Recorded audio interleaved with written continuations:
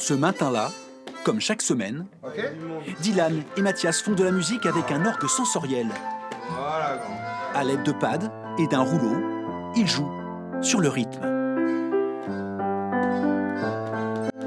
Là sur le rouleau, là j'ai mis un son de flûte parce que c'est un son qui lui convient bien, avec lequel on a beaucoup travaillé. Il a l'habitude, quand il entend ce son, il fait vraiment la relation donc entre l'instrument et le son.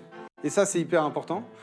Et voilà, et en fait pour obtenir ça et après cette détente par exemple qu'on voit là dans la main quand il joue, bah, ça a pris un petit peu de temps.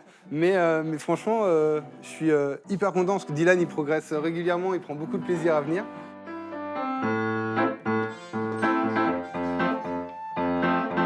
Il est capable d'attendre son tour, de faire seul, de jouer seul, de prendre le temps, de détendre son corps, parce que ça aussi c'est important, c'est ça aussi qu'on a travaillé, toute la détente corporelle.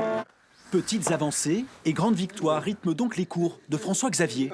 On redescend cette main, grand ? Professeur diplômé du conservatoire, il est à l'origine de cette initiative rare. Moi, je prends la personne comme elle vient. Et puis, le but, c'est vraiment de faire un cours de musique et d'avancer avec elle et de voir comment est-ce qu'on peut développer ses capacités musicales. Et évidemment, ça va passer par plein de chemins différents.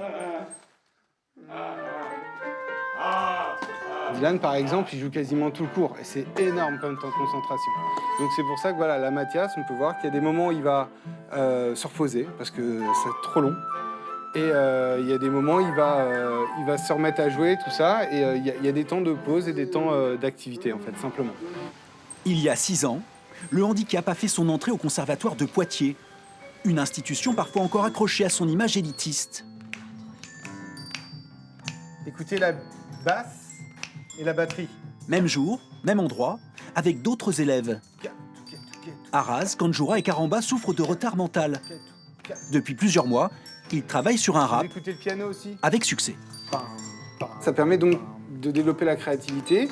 Ils essaient d'écrire eux-mêmes aussi de manière à... Enfin voilà, ça fait travailler aussi l'écriture, ça fait travailler la mémoire, ça fait travailler la diction. Avec les potes, on sort toujours dans la nature. On joue au foot au parc avec les enfants. Rentrer dans une narration, se raconter eux-mêmes, et ça c'était pas facile. Et voilà, là on est au milieu de l'année, et, ils ont fait beaucoup de progrès en termes de mémoire, de prise de parole, c'est top. Moi j'adore quand on apprend des sons, quand on fait du rap, quand on fait des pianos, quand ils nous expliquent ce qu'il faut faire, ce qu'il faut pas faire. Écoute ta pulse. Voilà, c'est ça. Chaque semaine, une douzaine d'heures de cours sont réservées aux personnes en situation de handicap, avec la perspective, pour certaines, d'intégrer un jour un cursus classique au sein du conservatoire. Ok, très bien.